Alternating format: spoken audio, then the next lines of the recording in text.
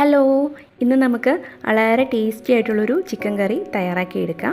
അപ്പോൾ അതിനായിട്ട് ഞാനിവിടെ ഒരു പാനിലേക്ക് 2 ടേബിൾ സ്പൂൺ അളവിൽ വെളിച്ചെണ്ണ ഒഴിച്ച് കൊടുത്തിട്ടുണ്ട്.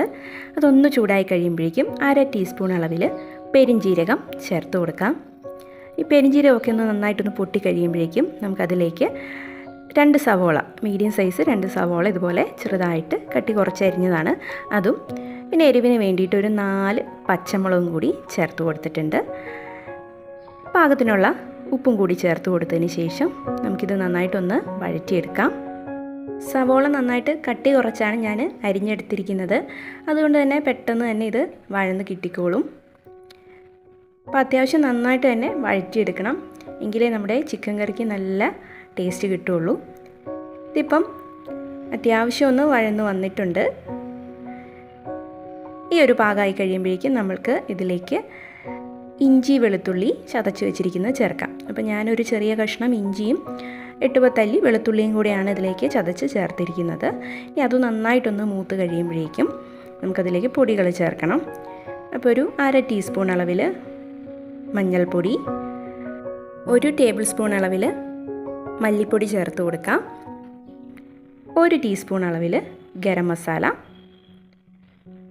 1 ടീസ്പൂൺ അളവിൽ കുരുമുളക് പൊടി, ഇത്രയും കൂടി ചേർത്ത് കൊടുത്തതിന് ശേഷം നമുക്കൊന്നും കൂടി ഒന്ന് ഇളക്കി കൊടുക്കാം. നമ്മുടെ പൊടികളൊക്കെ ഒന്ന് നന്നായിട്ടൊന്ന് മൂത്ത് വരണം. ഇപ്പോൾ ഇതാ നമ്മുടെ പൊടികളൊക്കെ നന്നായിട്ട് മൂത്ത് വന്നിട്ടുണ്ട്. ഇനി ഇതിലേക്ക് നമുക്ക് തക്കാളിയാണ് ചേർത്ത് കൊടുക്കേണ്ടത്. അപ്പോൾ അധികം പുളിയൊന്നും ഇല്ലാത്ത ഒരു തക്കാളി ഞാനിതുപോലെ അരിഞ്ഞ് ചേർത്തിട്ടുണ്ട്. ഇനി നമ്മുടെ തക്കാളി ഒന്ന് വാടി കഴിയുമ്പോഴേക്കും നമുക്കിതിലേക്ക് ചിക്കൻ ചേർത്ത് കൊടുക്കാം. അപ്പോൾ കഴുകി വൃത്തിയാക്കി വെച്ചിരിക്കുന്ന ചിക്കനാണ്, 1/2 കിലോയാണ് ഞാനിതിൽ വേണ്ടി എടുത്തിരിക്കുന്നത്. അപ്പോൾ അതും കൂടി ചേർത്ത് കൊടുത്തതിന് ശേഷം നമുക്കൊന്നും കൂടി നന്നായിട്ടൊന്ന് ഇളക്കി കൊടുക്കാം.